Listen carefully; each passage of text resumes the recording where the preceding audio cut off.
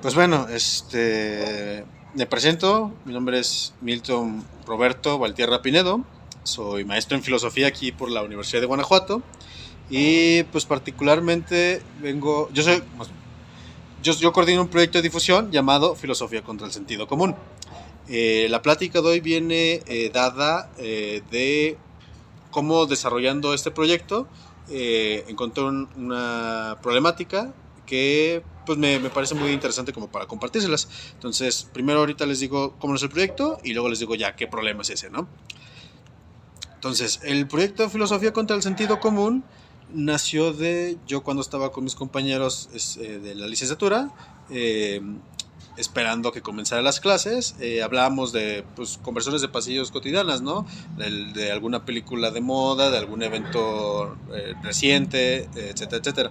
Pero la cosa es que como buenos estudiantes de filosofía, pues no dejamos de meterle la estructura lógica, ¿no? Es decir, realmente hablábamos de cómo en alguna película comercial había un problema filosófico interesante.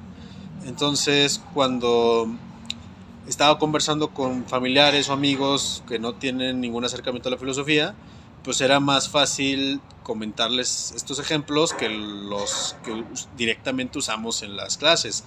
En vez de usar a un autor con su terminología específica que solo la entiendes si llevas ya tiempo estudiando filosofía, pues eran mejor estos ejemplos porque hablaban de un tema cotidiano que todos pueden agarrar y mostraban muy bien el elemento reflexivo, ¿no? Entonces, ese es el proyecto de difusión de Filosofía contra el Sentido Común, es juntar las conversaciones de pasillo con elementos reflexivos y pues usarlos para, pues, por ejemplo, la facultad va a las preparatorias a difundir el la licenciatura, ¿no? Entonces poder ofrecerles ese material. Y a partir de eso yo encontré el problema que es el de esta plática, que es ¿por qué si la temática de la conversación que tenía con mis compañeros es exactamente igual a las que pueden tener un estudiante de preparatoria, ¿por qué las nuestras eran filosóficas y las de ellos no? ¿Qué es lo que hace que una plática sea reflexiva o filosófica? Y ese es el punto pues de la plática de hoy. Pues bueno, entonces, bueno, comentándoles ya rápido la diferencia, lo que yo he encontrado de esta problemática de qué es lo que hace una conversación filosófica o no, es la reflexión.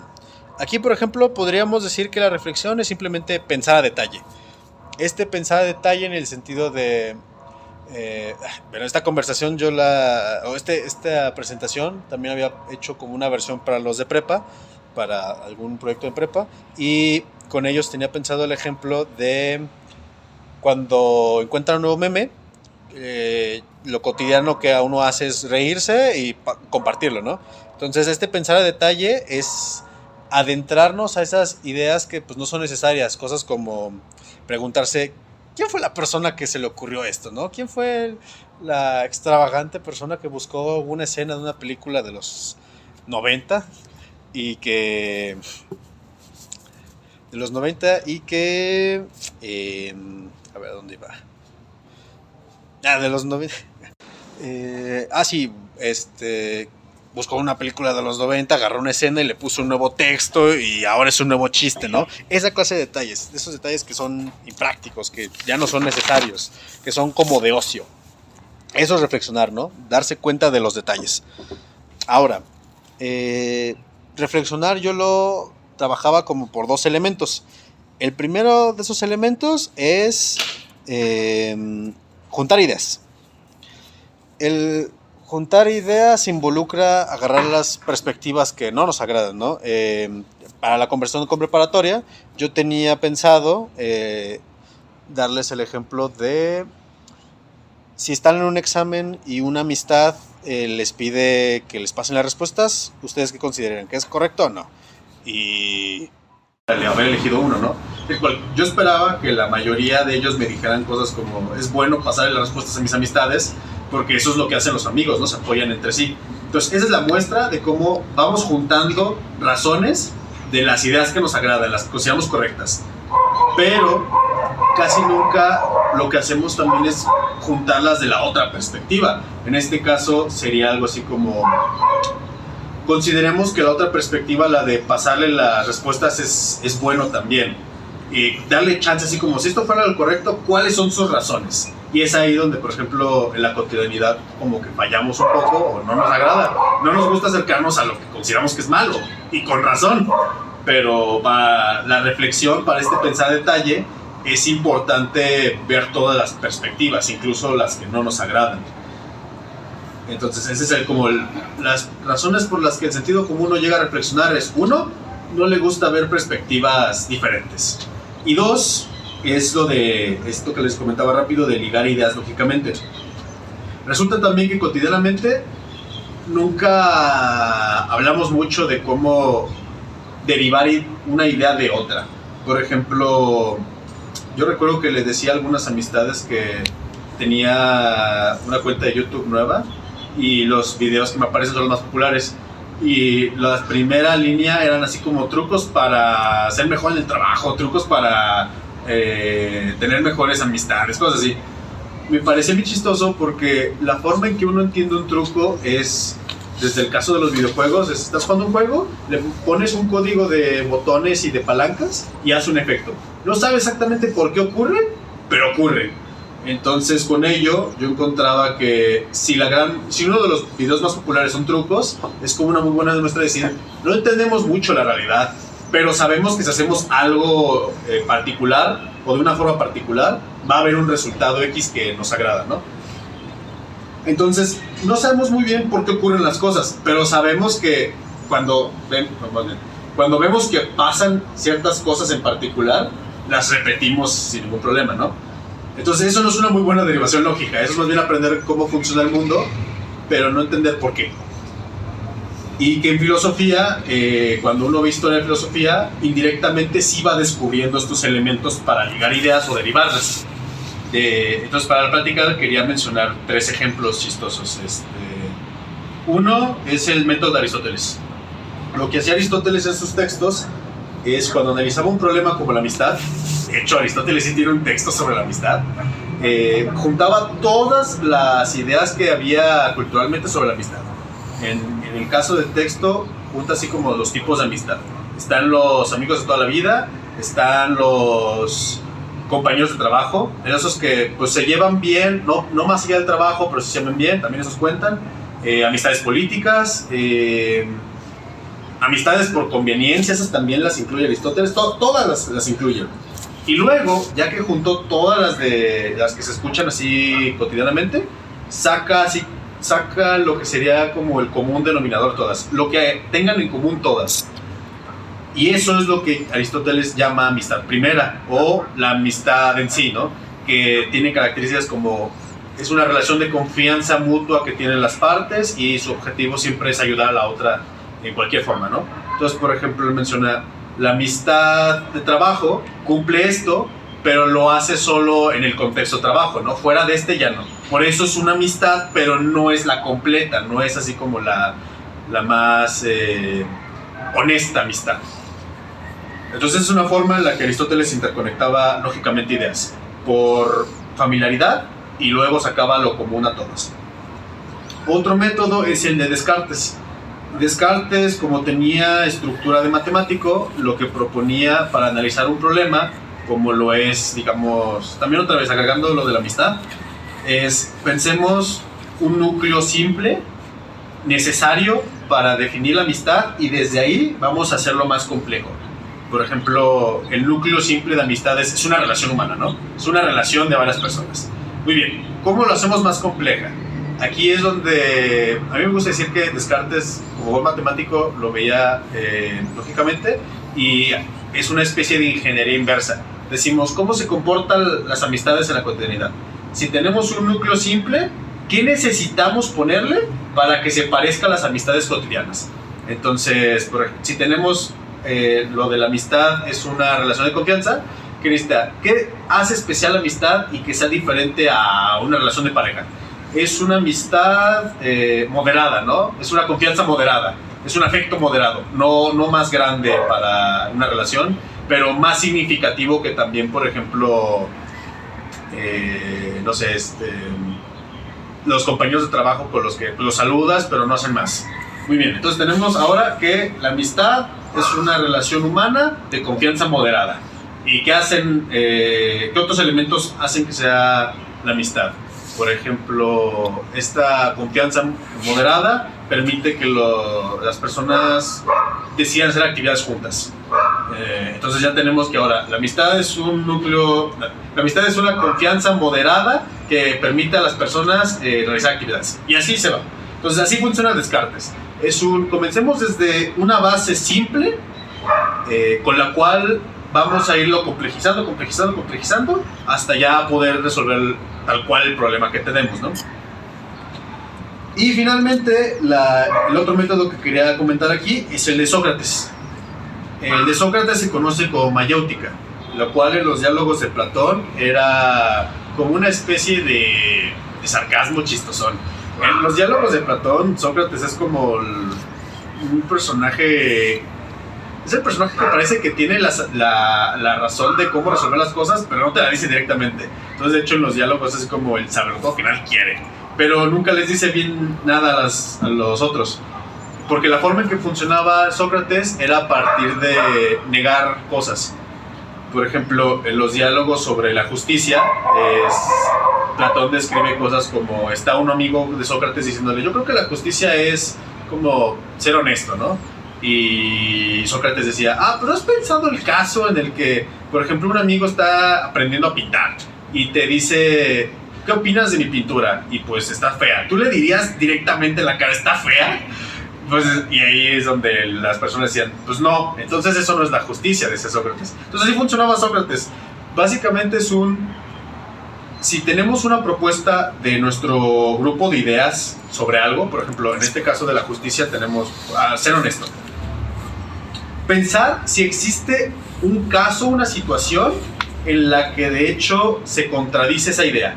Si sí, entonces esa no es la idea, pero ya sabemos que no es y así nos vamos acercando más a lo que sí funciona, ¿no? Entonces la idea con la justicia hubiera sido algo así como, bueno, ser honesto no es suficiente para ser justo, ¿no? ¿Qué más agregamos? Bueno, pues parecería que es así como ser honesto y amable con los demás. Muy bien, vamos a pensar ahorita en un caso en donde eso no se cumpla. Y si no encontramos nada, ese es el chido, ¿no? Muy bien, y así funciona Sócrates, como por negación, que de hecho así funcionan también en CIMAT. Muchas veces cuando tienen un problema, una forma de resolverlo es como una vía negativa, es buscar si de hecho tiene una contradicción del problema. Si sí, pues ya garantizaron que no tiene solución, entonces ya tienen un problema menos, ¿no?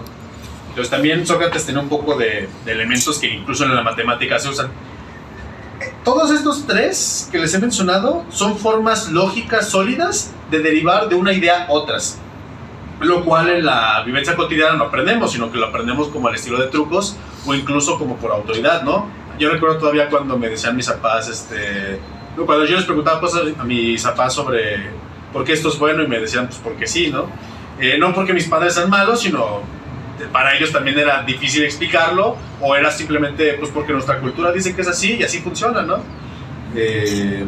Esas no son lógicas, no son formas lógicas de aprender ideas, son prácticas, que ese era el punto que quería destacar aquí. Entonces, las conversaciones filosóficas radican en reflexionar, que es pensar a detalle, ya lo teníamos. Este pensar a detalle consiste en juntar las perspectivas que no nos gustan y las que nos gustan y ligarlas todas lógicamente. Esto es impráctico y lleva mucho tiempo, además de que, por ejemplo, es buscar una forma de justificar de alguna forma las perspectivas que no nos gustan. Entonces también ni siquiera es así como muy bonito para nosotros. Y en contraste, el sentido común tiene una vivencia más bien práctica, que es esta justamente como la de la anécdota de mis papás, donde pues se resuelve el problema así, ¿no? ¿Por qué esto es bueno? Pues porque la ley lo dice. Bueno, es práctico, también de hecho es incluso a veces cómodo para nosotros, porque nos da una perspectiva que nos gusta, ¿no? Es así como si a alguien le gusta mucho la música pop de Michael Jackson, ¿por qué Michael Jackson es chido? Pues buscas un montón de razones en internet y agarras cualquiera, ¿no? Eso es muy cómodo, es muy satisfactorio poder encontrar que hay razones de lo que te gusta, pero no es coherente, no es lógico y tiene algunas contradicciones. Entonces esas son las razones. Cuando conversamos con alguien cotidianamente, usualmente lo hacemos desde una perspectiva práctica. Cosas como queremos resolver el problema rápido porque no tenemos mucho tiempo, o porque queremos conversar a gusto, ¿no? Queremos un ambiente bonito. Y la filosofía, como es reflexiva, piensa a detalle, a veces también en ese detalle, pues a veces nos lleva a cosas que no son cómodas, o a veces lleva cosas que te dan mucho tiempo. Entonces esa es la razón por la que chocan, o más bien, aun cuando se hable el mismo tema, en este caso el proyecto de difusión, yo hablaba de caricaturas que los adolescentes de preparatoria conocen. La diferencia estaba en que como yo y mis compañeros lo hablábamos reflexivamente, poníamos detalles innecesarios, imprácticos, por eso encontramos cosas muy interesantes. Mientras que los adolescentes simplemente lo dejan a un nivel práctico. ¿Te gustó o no te gustó? No me gustó. Ah, bueno, ¿qué me dices? Pues ya no lo voy a buscar y voy a ver otra cosa, ¿no? Muy bien. Y los efectos de conversar prácticamente contra conversar reflexivamente son muy interesantes en la conversación, porque cuando conversamos prácticamente, lo que hacemos normalmente en una conversación es saltar de un tema a otro. ¿Cuántas veces no han estado hablando con algún familiar, algún amigo, alguna amiga, y de repente es así como comenzamos con un tema de qué hiciste ayer, y luego saltamos así como a la última película que viste, y luego saltamos a qué comida quisieras comer al rato, y son saltar así como incoherentemente, ¿no? A mí me pasa mucho, y esas son las conversaciones normales desde la vivencia práctica. Como no acostumbra esta perspectiva práctica a ligar ideas, sino a aprender que una idea está correcta, otra no, otra sí, otra no, lo único que hacemos es eso, saltar de una idea a otra sin conectarlas. Todos son así como situaciones independientes, mientras que las conversaciones reflexivas lo que hacen es mantener un núcleo constante dentro de las cosas. Entonces, por ejemplo, desde que yo empecé a estudiar filosofía, cuando converso con amigos no se me olvida de dónde comenzamos, y de hecho todavía y eso yo creo que es el esfuerzo filosófico, busco la forma de ligarlos. Entonces, por ejemplo, con mis amistades, cuando comenzamos hablando de una nueva serie, no dejamos de hablar de la serie, pero sí abarcamos muchos elementos que tiene dentro de la serie. Entonces, los efectos de una conversación son esto: el sentido, la vivencia práctica, en conversaciones prácticas, lo que hacemos es saltar de un tema a otro porque no hay muchas formas de ver más allá, de ver detalles. Y las reflexivas, justo lo contrario. De hecho, hablamos de una sola cosa, pero parece que es enorme, porque justamente está esta conversación diseñada, o la actitud reflexiva está diseñada para ver cómo lógicamente salen cosas de ese mismo tema. Y solo déjenme ver que justo esta parte es la que ya se divide esta conversación con los de preparatoria. Con los de preparatoria fue una cosa y con ustedes eran otras más como a detalle. Muy bien. Así, por ejemplo esto. Cuando yo estaba en preparatoria, antes de entender muy bien qué era filosofía, a mí me gustaba decirle que era el arte del pensamiento, porque me parecía que era así. Eran como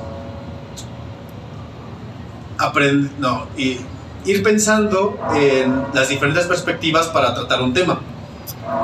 Después de haber estudiado filosofía y ver estos ejemplos, ver estas situaciones, me parece que la descripción metafórica que yo tenía de preparatoria, pues en realidad es relativamente práctica, porque eso hace la filosofía, ¿no? Busca ligar ideas coherentemente, y son esas ideas de todas nuestras vivencias, ¿no? La ventaja bonita que tiene estas conversaciones filosóficas reflexivas son que te permite tomar temas que incluso parecen no tener nada en común, y de hecho encontrar que sí tienen cosas en común, ¿no? Usas todo lo que has aprendido de la vivencia y lo puedes ligar muy bien con todo. Es juntar todo con todo y buscar una forma en que se haga coherente. Entonces es realmente el arte del pensamiento, ¿no? El aprender a cómo las cosas que aprendemos y pensamos, imaginamos, sí tienen conexión con otras cosas, pero hay que como acostumbrarse a ir creando esas conexiones. Entonces es darse cuenta que sí hay conexiones posibles, pero no es tan obvio esas conexiones, y es ahí donde está el ejercicio y aprendizaje filosófico por ejemplo, de la facultad. Ir viendo cómo son esas conexiones, y ya uno mismo solito va creando esos vínculos de manera natural. Y por eso también conversar es un elemento vital para la filosofía, y conversar desde esta perspectiva, ¿no? Antes de pandemia recuerdo que algún profesor me decía que una tendencia nueva en filosofía es algo llamado coach filosófico, que son así como, pues que serán pláticas como para ayudar cuando uno tiene un problema, ¿no? Sobre todo problemas como existenciales, que son así como los más familiares con filosofía, ¿no? Porque sí los hay, es decir, todo estudiante de filosofía va a tener que enfrentarse a esos problemas. Por ejemplo, hay un filósofo llamado Deleuze, no, es Sartre. Sartre es un filósofo francés de la época de entreguerras, y por ejemplo, él trabaja una corriente llamada existencialismo. El interés del existencialismo es preguntarse por la naturaleza de existir. Sartre comenta que, por ejemplo, no es obvio que tengamos un objetivo en la vida. Como en los videos motivacionales el objetivo no es el dinero, no es estar como ser muy musculoso en forma, sino a lo mejor tener una familia feliz, cosas así. Sartre comenta que, pues es que yo no veo que cuando nacemos tengamos algo así de obvio, ¿no? El contraste con los robots, podemos decir, cuando diseñamos un robot, sí le podemos decir, tu objetivo es pero los humanos no. Entonces, lo que hacen los humanos con la existencia, conforme van pasando la experiencia, es nosotros mismos decidimos qué hacer con nuestra vida, ¿no? Y detalles así. Entonces, para no extendernos más, Sartre analiza la existencia y tuvo que enfrentarse a ese problema. ¿Sabes qué? No es obvio cuál es el objetivo de la vida, y eso puede pesarme porque pues llevo 40 años y apenas me doy cuenta de esto, ¿no? Tal vez ya desperdicié mi vida, o tal vez no. Es decir, filosofía, acercarse a la filosofía da estos problemas. A mí me gusta mucho decir que solo al inicio, el primer acercamiento que uno tiene con la filosofía y la reflexión probablemente sean estos problemas de existencialismo y demás. Pero si uno lo resiste, es ahí donde también, ya que el acercamiento filosófico es reflexivo, es buscar cómo conectar lógicamente las ideas, uno aprende a ver un mundo que se entiende, un mundo que tiene sentido, y con ese mundo que tiene sentido es también decir, justo como lo menciona Sartre, tal vez la existencia no tiene sentido así en el sentido de que no nacemos con un objetivo claro, pero lo podemos hacer, y eso es muy bonito, porque implica que podemos hacer este mundo más bello de lo que imaginamos, ¿no? Nuestro objetivo puede ser darnos cuenta de que, ¿sabes qué? Tenemos una relación familiar que no es muy sana, o no conversamos mucho primos y hermanos, ¿no? Y si intentamos que sea diferente, y si intentamos que nuestro objetivo ahora sea pasar navidades en las que, de hecho, todos estemos muy felices de conversar o hacer una actividad en grupo. Entonces, eso es lo que también tiene como rendimiento las conversaciones filosóficas.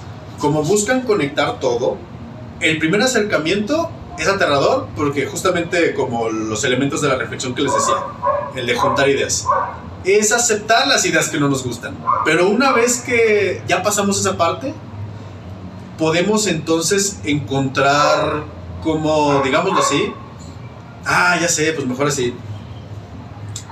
El sentido común no entiende muy bien el mundo, y por eso tenemos cosas como los videos de trucos.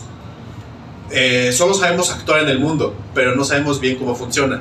Esto es lo que pasa por no reflexionar. Reflexionar, a cambio de que te puede decir, no sé exactamente cómo operar bien en el mundo, como el clásico chiste de que pues, los filósofos son personas muy raras, y si te haces un poco raro al estudiar esto, un poco impráctico, a cambio sí puedes decir, ¿sabes qué? Pues sí entiendo un poco mejor el mundo, al menos lógicamente hablando, ejercito más esto, ¿no? Y con ello puedo también tener la facilidad de decir, creo que ya sé cómo proponer cambios en el mundo. Marx, por ejemplo, tiene una frase que era algo así como, los filósofos se han dedicado a pensar el mundo cuando deberían estar cambiándolo. Y para mí queda muy bien con esta conversación, porque justamente quien estudia filosofía, quien ejercita la habilidad crítica, también es importante decir que, por ejemplo, en ciencias y en artes también deberían estar ejercitando la habilidad crítica. Entonces, no solo filosofía, pero como esto es de filosofía, voy a decir que solo hay filosofía. Quien conoce filosofía aprende sobre la lógica, y con ello también empieza a ver el mundo desde una perspectiva coherente, con la cual va aprendiendo también a cómo alterarlo, cómo moverlo, que es lo que proponía Marx. Y pues creo que eso es todo. Ya la última cosa que quiero mencionar es justamente lo que les había dicho al inicio, que es reafirmar, porque cotidianamente, de hecho, sí hacemos momentos de filosofía, pero ¿por qué no lo desarrollamos más? Porque yo creo que cuando queremos hablar a detalle, reflexivamente con alguien más, sin prejuicios y escuchando al otro, es usualmente los momentos de crisis, ¿no? Digo, ejemplos, no es el ejemplo más bonito del mundo, pero creo que sí es como muy visible. Yo recuerdo cuando se murió una abuela, que todos los familiares estábamos ahí, y de hecho, cuando estábamos ahí, simplemente era escuchar a los demás, ¿no? Era verdaderamente escuchar cómo te sientes y pensar en las cosas bonitas, ¿no? Es en esos momentos en los que ya ignoramos el mundo cotidiano, ¿no? Ignoramos esas cosas como, yo recuerdo que esa abuela me debía dinero y nunca me pagó. No, lo olvidas, ¿no?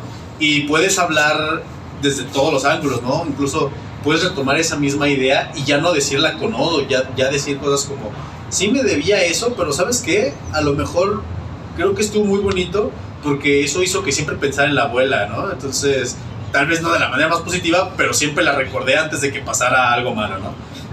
Entonces, sí tenemos estas conversaciones a detalle, pero son en momentos muy específicos, usualmente en crisis, tal vez no tan grande como un funeral, pero sí crisis como, hubiera sido mejor este ejemplo. Yo recuerdo cuando un amigo terminó con una novia que tenía de 2-3 años y me citó a mí y a otra amistad a conversar, porque necesitaba así como apoyo emocional y no sabía con quién acudir. Y mi amigo y yo, cuando escuchamos a nuestro compañero dolido, pues hacíamos justamente eso, ¿no? Lo escuchábamos sin ningún prejuicio, sin ningún decir, debiste haber hecho eso. No, ¿cómo te sientes tú? ¿Y cómo lo experimentaste? Entonces, cotidianamente hacemos estas cosas, pero como las hacemos en momentos muy fijos, es que no los llevamos a más. Y por eso seguimos en la habitualidad de esta vivencia práctica.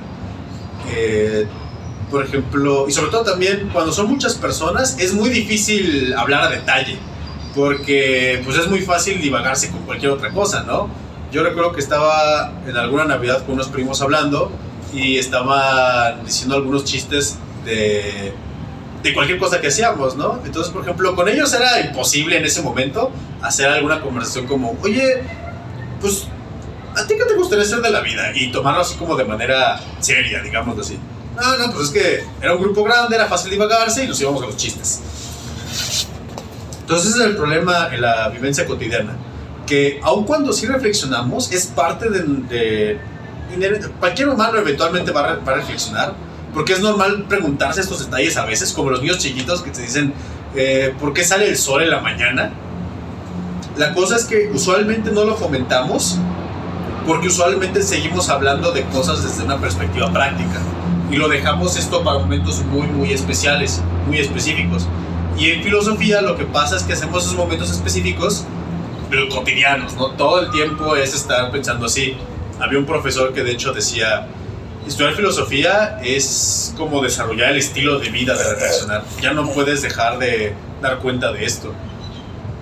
Y por eso las conversaciones con personas de filosofía se sienten diferentes a las cotidianas. Por eso yo creo que también se da el coach filosófico, porque te acostumbras a hacer esto, ¿no? Entonces cuando alguien va con alguien que estudia filosofía o da coach filosófico y le preguntan sobre sus problemas de, por ejemplo, lo del existencialismo, ya no sé cuál es el objetivo de la vida, pues esta persona puede justamente escucharlo de esta manera como, digamos así, abierta de mente, desde todos los ángulos, de todas estas perspectivas y decir, ¿qué te gustaría a ti que fuera el objetivo de la vida, no? Pues no sé, pasarla bien, ¿no? Pues de hecho, por ejemplo, sí es fácil lograr eso, ¿no? Hay que hacer esto. Entonces eso es todo. Las razones, así como ya resumen rápido, las razones por las que una conversación, aunque sea de un tema cotidiano, pueden ser filosóficas o... No, me parece. La razón por la que las conversaciones que yo tenía con mis compañeros en filosofía eran filosóficas, aunque fuera el mismo tema que hablaban los estudiantes de prepa, es porque detallamos. es porque damos todo este chance de decir, vamos a pensar que la otra postura que no nos gusta puede ser correcta. ¿Qué sacamos de ello? ¿Qué ocurre cuando la combinamos con nuestra postura? Y que la vivencia práctica, que es la de los estudiantes de prepa, pues no se queda así, se queda en una perspectiva que nos gusta, ¿no? Me gustó esa serie, a mí no. Bueno, pues ¿te gusta el fútbol? Sí, a mí me gusta. Y ya saltamos, ¿no? Y pues no significa por ello que son vivencias muy separadas. De hecho, como les decía, cotidianamente sí hacemos una conversación filosófica, pero en momentos especiales, no lo desarrollamos a más. Así que el objetivo que yo tenía también al final es, como decía el cartel, que el propósito también era que conversáramos más.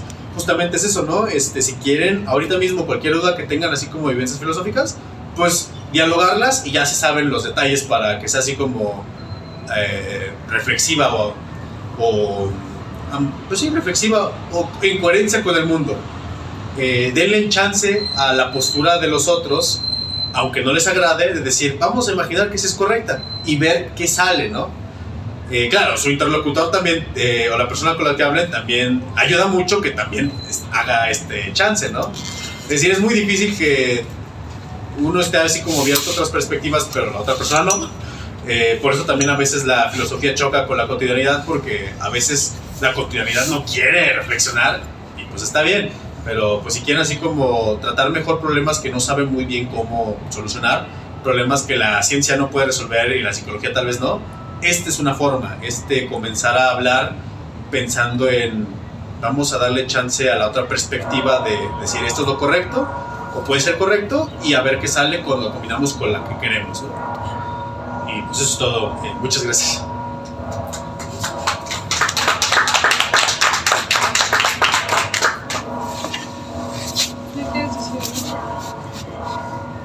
Sí, no sé qué sigue en esta parte, si esperamos a que levanten la mano. Sí. ¿Qué me dices ahí? Porque siempre digo algo. Sí. ¿No? Sí, es igual. Sí. O yo. Dale. Si quieres probar. Sí. Y, por ejemplo, nunca, la verdad, me había puesto a pensar en esto tan concreto, porque sí pasa, ¿no? O sea, por ejemplo, yo me considero alguien que también, o sea, no me gusta tanto esta practicidad, ¿no? Y a veces en los trabajos o en la vida diaria, incluso más en los trabajos, se demanda mucho toda esta parte práctica, ¿no? Que te deja de lado como la parte, incluso puede ser hasta un skill que se busca, una persona práctica y orientada al logro y adaptable, lo cual como que está todo en contra como de pues justo de esta forma de irnos a lo mejor más allá, ¿no? Y tocar como un poco la reflexión. Pasa incluso con la familia, sí, y pasa incluso con los amigos, etcétera, ¿no? Y decías, este problema, o sea, como que lo catalogaste como un problema. Ajá. O sea, y ahí es, ¿por qué lo catalogarías como un problema hoy en día? Sí. Y siempre, o sea, porque eso ahorita me vino la pregunta también, siempre ha sido así. O sea, a lo largo de la historia, ya más como describiendo hacia atrás, o sea, de un momento a otro, esta parte en donde la reflexión y la practicidad se han ido a lo mejor a lo exponencial, la practicidad, o cómo, no sé si lo has visto a lo mejor históricamente. Pues esas serían como a lo mejor mis dudas. Y es que tienes razón, es decir, también la cosa es que vemos cotidianamente que los trabajos en la familia te piden una perspectiva práctica, porque la cosa es que sí funcionan, ¿no? Sí, a lo mejor las perspectivas prácticas o las ideas prácticas no son muy eficientes, muchas veces como funciona, pues sí, pero como que le dimos muchas vueltas al asunto, ¿no? Sí, pero funciona, ¿no? Y ese es el mayor enganche que tiene lo práctico, ¿no? Que usualmente pues no dejamos de decir necesitamos comida, necesitamos calor, y pues primero resolver eso y después lo demás. Entonces es por eso que lo práctico abunda y tiene como más peso que lo reflexivo, porque pues como decía mi papá, hay que trabajar, ¿no? Y de hecho, por ejemplo, los filósofos griegos, que son como los primeros elementos que siempre te ponen en historia de filosofía de dónde surgió la reflexión, eran personas que tenían tiempo libre, ¿no? Entonces, como también les comentaba, el problema con la reflexión es que lleva tiempo y es un poco impráctico. Entonces, su origen viene de tener tiempo libre. de no tener la necesidad de primero resolver cómo comer y ya después lo demás, que usualmente cuando ya comías, pues ya era de noche y ya tenías que irte a dormir, ¿no? Pero los filósofos que tenían, o sea, al menos griegos que tenían tiempo libre, pues era así como, pues ¿qué hago mientras? Porque ya no tengo necesidad de ir a conseguir comida, ya comí. ¿Sabes qué? No he notado lo aburrido que es esta ciudad, ¿no? Y así comienzan, ¿no?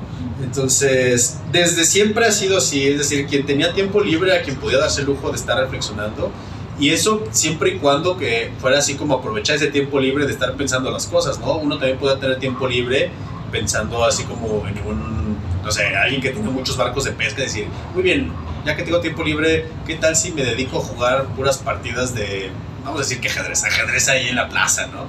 Entonces, el elemento de la reflexión siempre ha sido este ocio de tiempo libre sobre el mundo, que pues es muy distinto al ocio de querer hacer algo que te entretenga, y que pues no sabría decirte si a lo largo de la historia ha crecido esa distancia de la reflexión con la vivencia práctica, porque por ejemplo hasta la llegada de Ford, si mal no recuerdo, apareció el fin de semana, ¿no? Y el fin de semana así como global, todos tenemos 2 días de descanso.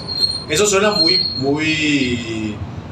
bueno para el elemento de la reflexión, porque te da esa oportunidad de decir, estos 2 días se me olvida el trabajo y pues simplemente si presto atención mi vivencia es que puedo empezar a pensar en cosas del mundo, ¿no?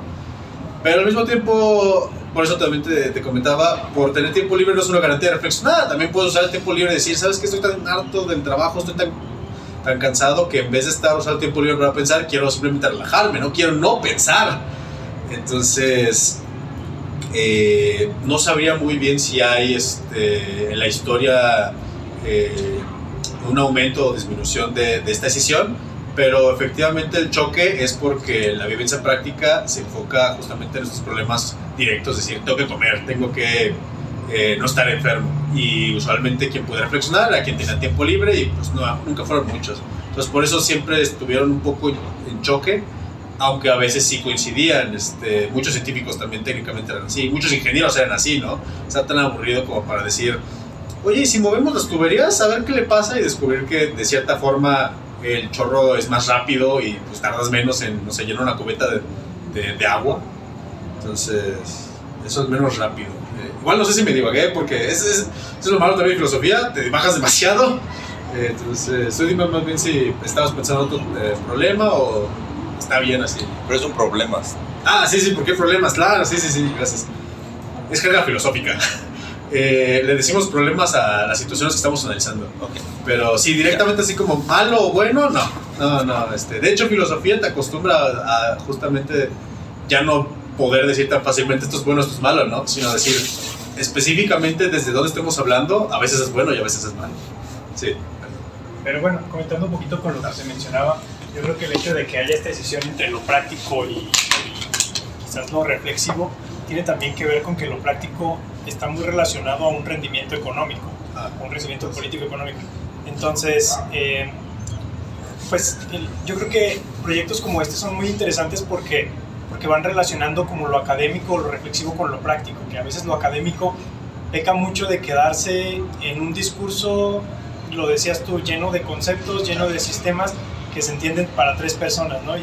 Y algo también que mencionaste que me pareció muy interesante es a Marx, porque Marx hace eso, ¿no? O sea, el marxismo no nació dentro de la academia, tiempo después se refugió dentro de la academia, pero pues era eso, ¿no? Un movimiento o la forma filosófica de pensar o de querer pensar la realidad para transformarla, ¿no? Precisamente desde lo político-económico, y yo creo que hoy en día tendría que verse eso, ¿no? Como esa practicidad, regresar a lo académico para poder transformar eso, que es lo que mencionabas, y que no solo se quede como en esta practicidad que tiene que ir directamente a lo económico o al rendimiento económico, ¿no? Generalmente que se hacen las empresas.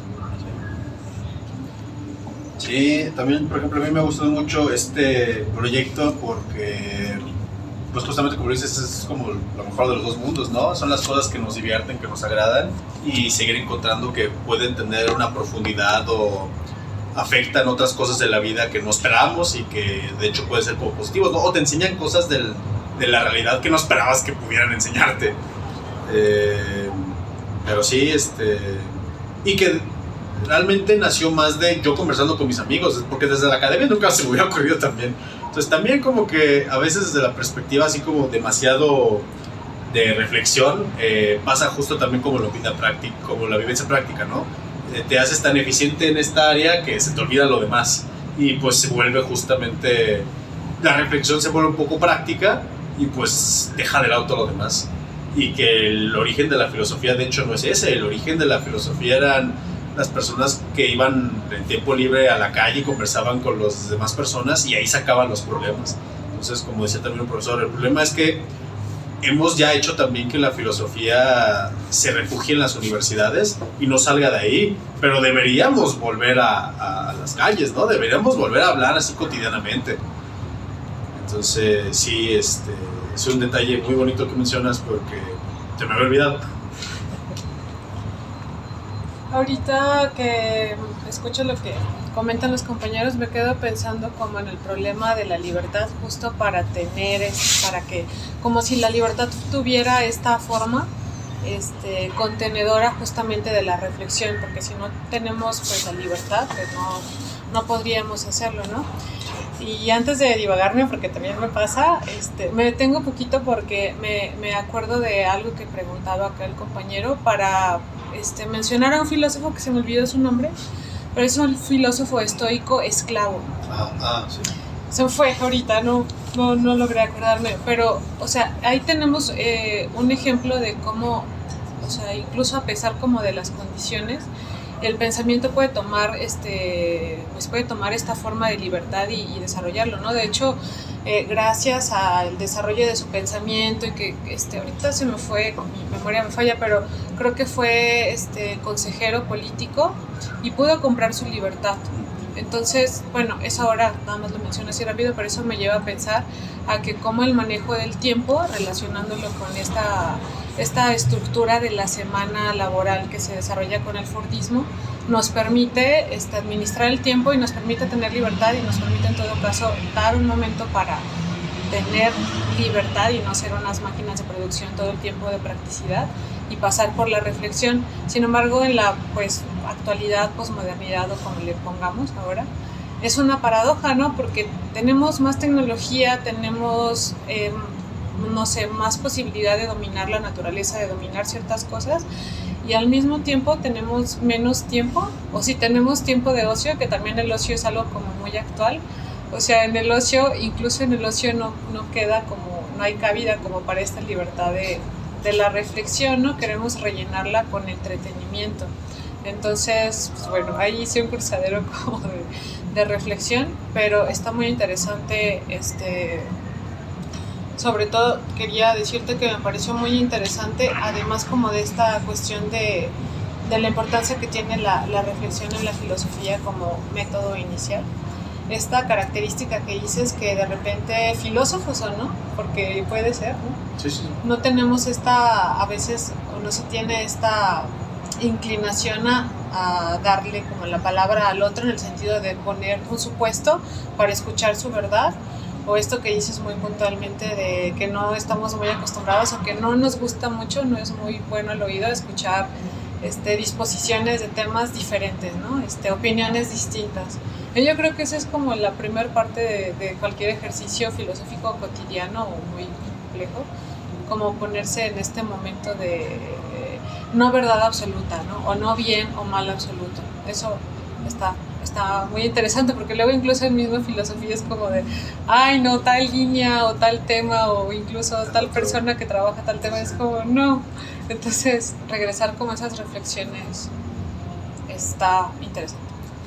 Y fíjate que, por ejemplo, hay un elemento interesante de lo que mencionas de dar el chance al otro de escuchar la libertad, porque justamente el problema con la vivencia práctica es que a pesar de que nosotros somos los que creamos el mundo, en el sentido, por ejemplo, de decir, pues, aunque nacemos en una cultura y la aprendemos, pues técnicamente nosotros la decidimos, ¿no? Y la podemos mover a cada rato. La cosa es que nosotros diseñamos esa perspectiva de cultura y luego nos dejamos encerrar por esta. Se nos olvida que nosotros la diseñamos y se nos olvida que podemos cambiarla. Realmente aprender ideas tiene un elemento de esclavitud indirecta ¿qué es esto? Ya no puedo siquiera pensar en otra perspectiva porque pues hasta me aterra o la veo mal, ¿no? Y que la reflexión te da esa libertad de no tener miedo a las ideas e incluso proponer otras cosas. Entonces, también una de las cosas más gratas que yo he experimentado al estudiar filosofía ha sido justamente esto, no tenerle miedo a las ideas y poder conversar con personas que, sin importar su postura, para mí es fascinante escucharlas, ¿no? Yo me acuerdo que estaba en preparatoria y la mayor perspectiva que yo veía, por ejemplo, con los homosexuales era esta perspectiva liberal de decir, pues es que está bien que haya homosexuales, ¿no? Entonces cuando me encontré a un compañero que decía, yo estoy en contra, para mí fue bien fascinante porque yo quisiera saber por qué. Entonces me dan ganas de saber tus porqués. Entonces, igual no suena muy, muy bonito de mi parte en el sentido de que parece que no estoy ayudando a nada, pero es esta muestra de libertad de decir, si bien a lo mejor el juicio práctico o juicio ético que puedo hacer esa parte, en ese momento realmente podía escucharlo sin ningún temor o odio, ¿no?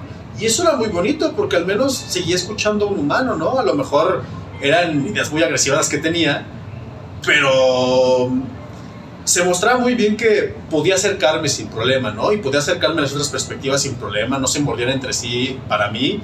Y de hecho podía hacer para tener una perspectiva como más sólida o equitativa para todos, ¿no? Entonces sí, efectivamente la cosa es que a veces hacemos que el tiempo libre sea práctico. A Mano le gusta mucho no hacer nada. De hecho dice, cuando tengo tiempo libre quiero estar haciendo al menos otras cosas. Si no son cosas de trabajo, son cosas de la casa, como estaría bien pintar esta parte, estaría bien reparar esta parte, y pues eso realmente ya no es darte el tiempo libre de conocer el mundo, ¿no? De darte la libertad de ver cuáles son las posibilidades de imaginar el mundo. Entonces que la verdadera como libertad residiría en dejar a veces de un lado ser práctico, realmente decir, voy a ser inútil, me voy a acostar aquí en mi cama y voy a pensar en todas las ideas que se me vienen a la mente a ver qué salen. Pues es bien impráctico, pero al mismo tiempo esos son los pasos que hacen que tengas o que uno desarrolle esa confianza de decir que no haya problema en pensar cosas a detalle, ¿no? En ver otras perspectivas, en no tener miedo a pues darte incluso el tiempo para ti de estar pensando las cosas que te molestan. Por ejemplo, pensar si uno es un buen amigo o no y cómo ser un mejor amigo. Eso requiere tiempo y requiere que te des esa libertad de autoevaluarte y decir, ¿sabes qué? ¿Cómo mejor? Entonces sí, la reflexión es liberadora, pero la libertad tiene una apariencia primero así como malvada, oscura.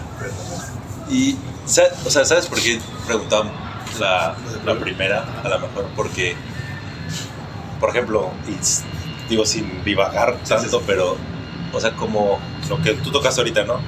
En el sentido de la vida, o sea, llegan como esta parte mística que plantean justo, por ejemplo, hoy en día las religiones, que traen un toque súper práctico para todo esto, ¿no? Y lo aceptamos históricamente de una manera muy sencilla y entró y incluso incuestionable, ¿no? Durante mucho tiempo, pero era muy práctico, ¿no? Sí. Y incluso en una plática salió, creo que con Pascal, ¿no? Porque yo recuerdo que, pues, o sea, cuando luego platicaba con mi abuelo me decía, ¿y si te mueres? Pues al menos yo tengo una esperanza que me hace feliz que voy a tener. Sí. O sea, si tú no la tienes, pues el sentido de tu vida es morirse, ¿no? Literal, ¿no? O sea, es esto para esto nada más. Y la otra traía este toque práctico, súper, pues bonito. Sí, es muy bonito. Para decir, pues, se alivianan muchos de tus problemas, ¿no?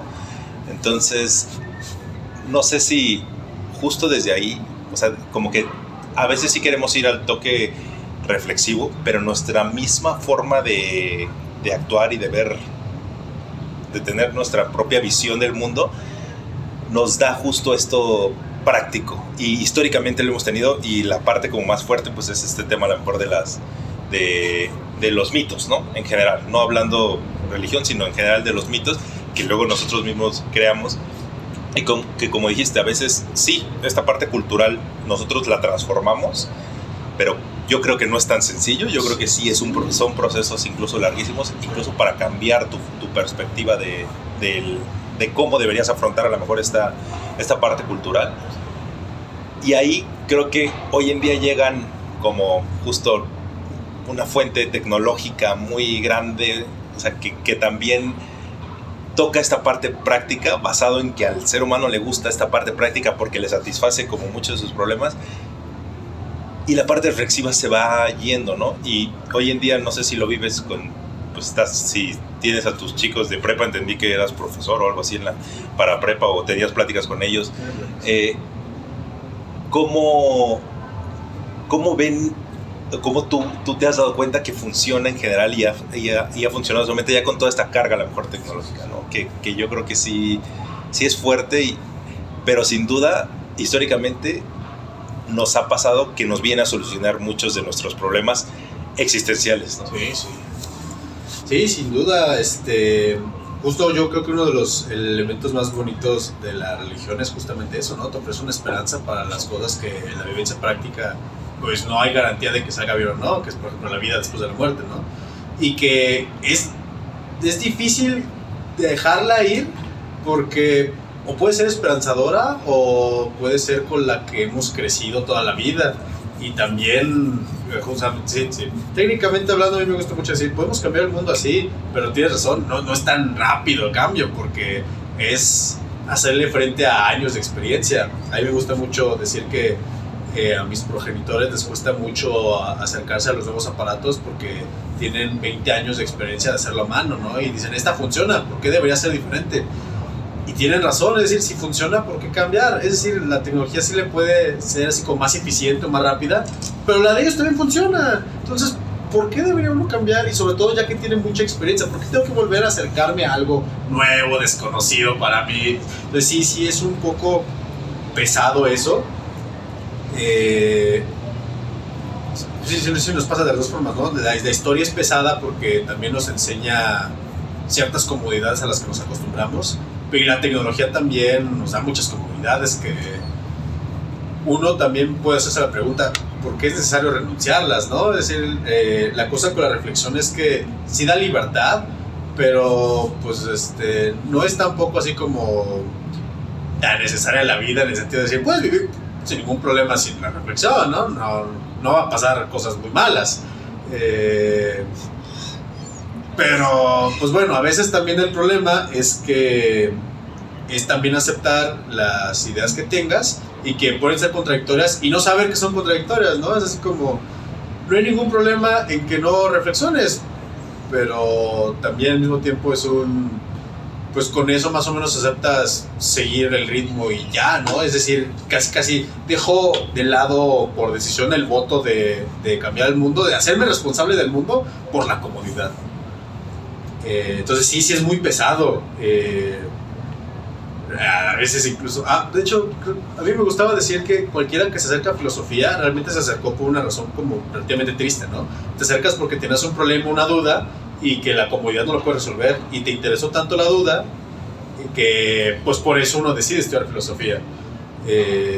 Así que estudiar filosofía o reflexionar usualmente se da porque se rompió fuertemente la comodidad, pero si no hay una razón para romperla, es completamente coherente decir, ¿y por qué lo tengo que romper, no? Perdón, no sé si era también así como la intención o... Sí, a la reflexión, ¿no?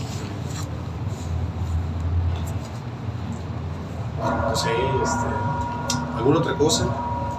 Pues a mí se me hace como complicado realmente pensar que esto que mencionas de que la reflexión o que puede haber una vida sin reflexión, yo creo que sí sería como peligroso. Y me vinieron a la mente dos autores, uno de teoría crítica, que es Marcuse, que piensa así como, bueno, y siguiendo a Marx también, ¿no? En cuanto a que la liberación tiene que venir con la conciencia de que estamos siendo de la servidumbre, ¿no? O sea, la conciencia de la servidumbre provoca entonces que haya por lo menos una crítica rumbo hacia la liberación, ¿no? Entonces a veces como no reflexiona, se queda ahí uno como en esa parte de, pues como hasta cierto punto esclavitud dentro del sistema pues, de control, ¿no? Diría Deleuze.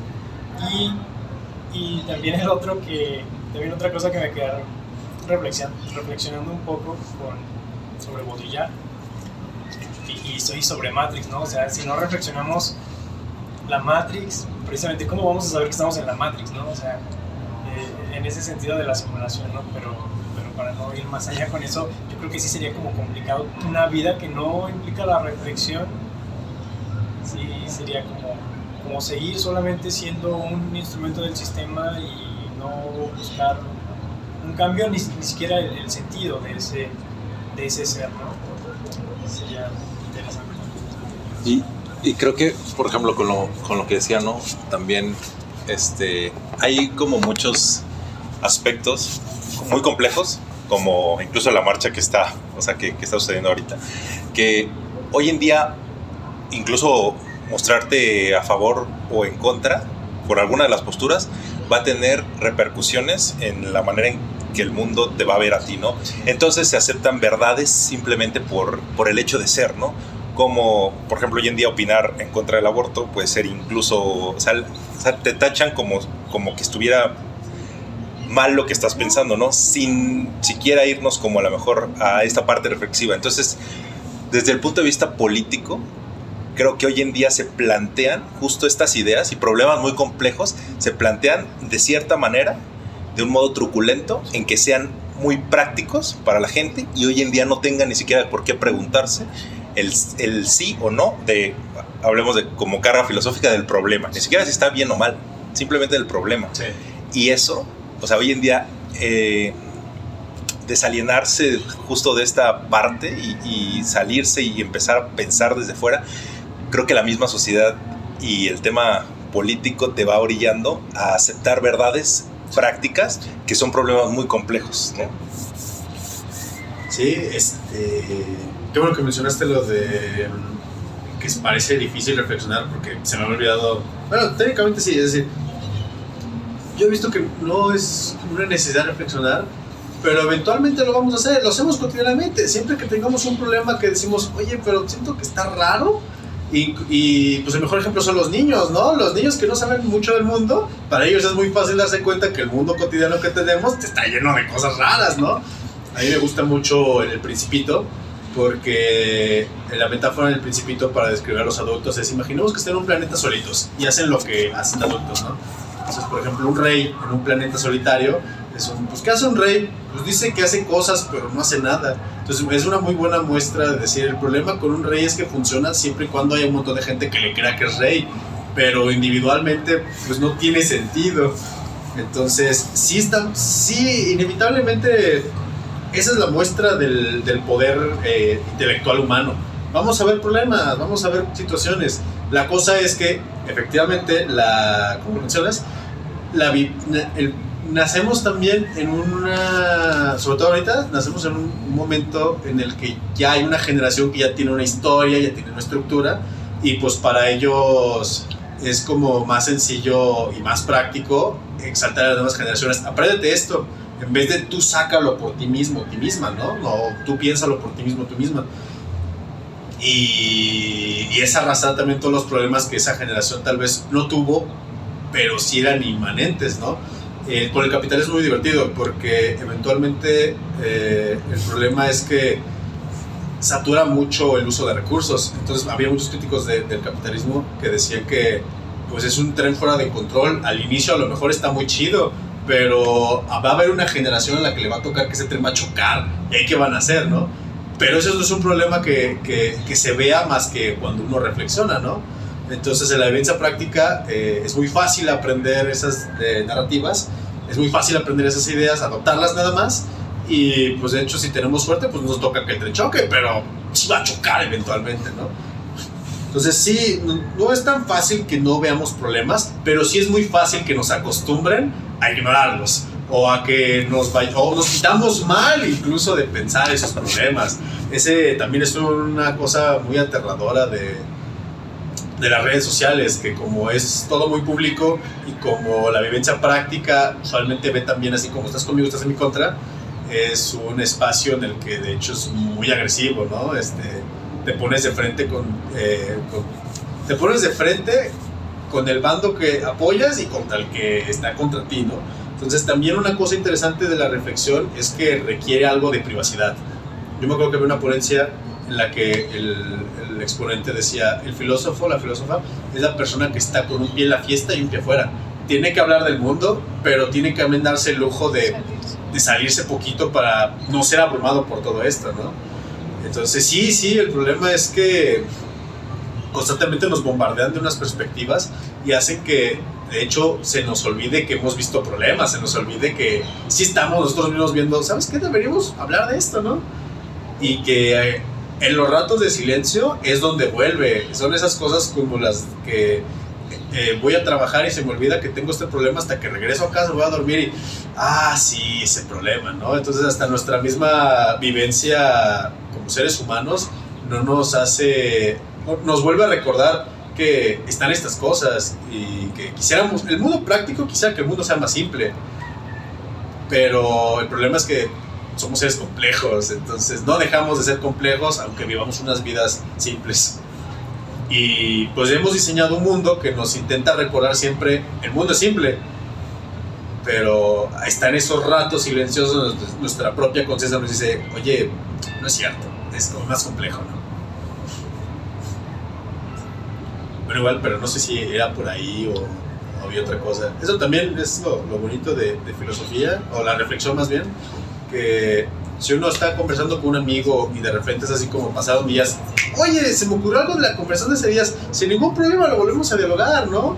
También la vivencia práctica hace que quieras medirlo todo a tiempos muy fijos, pero pues lo más bonito y cómodo siempre es darte este lujo de decir, pues cuando se te ocurra algo lo regresamos, ¿no? Solo recuérdame de qué estamos hablando, no me acuerdo, pero sí, no hay ningún problema, ¿no? No caduca un problema porque ya desapareció, ¿no? Eso es lo bonito de la existencia. En su completitud lógica involucra lo que ha pasado, entonces es un no olvidar y seguir pudiendo hablar de ¿no? Porque de alguna forma sigue siendo parte de los elementos de la realidad en sí, aunque no se vean en este presente.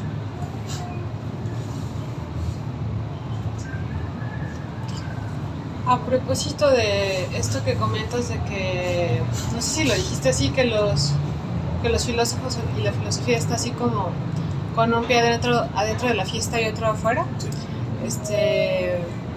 Me acordé de esta idea de Nietzsche de hablarle a todos y a nadie, ¿no? O sea, de que la filosofía es para todos y para nadie.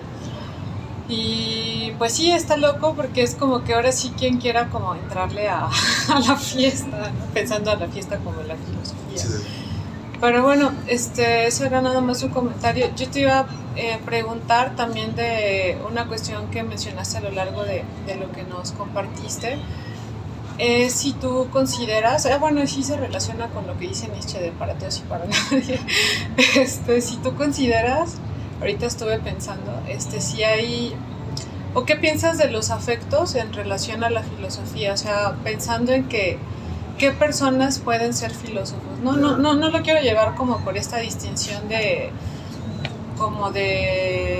seccionar a la población, sí, o de distinguir, sino como de aptitudes, ¿no? Sí, porque sí. Me quedaba pensando, por ejemplo, en esto que comentas de cómo es un primer acercamiento a la filosofía y de resistir a los problemas que del lado más existencial, sobre todo si te acercas estando muy joven, sí. te pegan, sí, y como que hay que romper, pues si no estructuras, pues sí usos y costumbres, no sé, muchas cosas.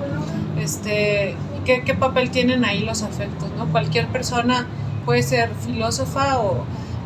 pienso en los afectos más allá como de la razón o la inteligencia, porque finalmente incluso los afectos pues los podemos desarrollar y gestionar, ¿no? Pero yo pienso que sí tiene que ver, ¿no?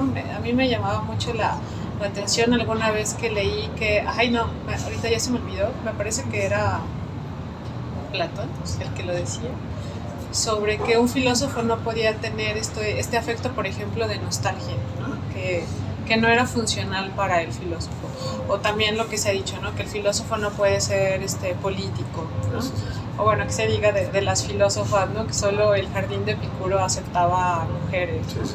Entonces, hablando como un poco de de cuáles como ciertas aptitudes que pueden tenerse para reflexionar o para ser filósofo. Que ya nos dijiste una, ¿no? La de darle la palabra al otro y suponer, pero ¿qué piensas de los afectos? Por ejemplo, me parece muy curioso que lo digas porque ya después de estar acercándome a la filosofía, yo le decía a alguna amistad que a mí me gustaría cuando hacemos estos viajes a las preparatorias para hablarles de la licenciatura, casi como advertirles, ¿no? El problema con la filosofía, si quieren acercarse, es que pues van a acercarse a la depresión eventualmente, ¿no? Entonces, si ustedes consideran que emocionalmente son así como muy, no débiles, no, sino les pega como mucho, son muy, es a un nivel muy fuerte la emocionalidad, digamos así, como muy incontrolable o muy poco, sí, como que, pero vamos a decir que su emocionalidad es como muy fuerte. Puede que la filosofía les pese mucho, ¿no? Porque es lidiar con, pues por ejemplo, como lo decíamos, lo de cómo la reflexión involucra juntar las ideas que no nos gustan, es lidiar con eso, ¿no? Y es acercarnos a un mundo que al principio es un poco como negativo para nosotros, porque es pensar, por ejemplo, darle un papel coherente y lógico a robar, ¿no? Eso no es grato, a veces pesado, es peligroso. Entonces, la primera idea que se me viene a la mente con lo que me preguntaste es eso, si uno tiene como tendencias a que la depresión pueda pegar muy duro, pues acercarse críticamente al mundo, desde, por ejemplo, la filosofía, pues a lo mejor puede ser muy peligroso, ¿no? Digo, no significa que no puedes, solo tal vez involucraría que también vayas como viendo así como al mismo tiempo, supongo, mientras estudias, a lo mejor podría ser que vayas a las unidades de apoyo psicológico y puedas como balancear esos problemas junto con estas pláticas como para que no sea tan duro, pues. Pero sí, no para decir que no creo que haya una emocionalidad o carácter que no pueda acercarse, pero sí para decir que yo creo que si uno tiene una emocionalidad muy, muy potente, podría ser más difícil, más o menos difícil, este primer acercamiento negativo con la filosofía, ¿no? Que puede dejar marcas más profundas a lo mejor, pero no que no sea posible aprender, solo pues acercarse tal vez incluso en el sentido de pues más despacio, ¿no? De pasito a pasito, no tan directo, tan rápido, tan bruscamente. Eso es lo primero que se me ocurriría para comentarte.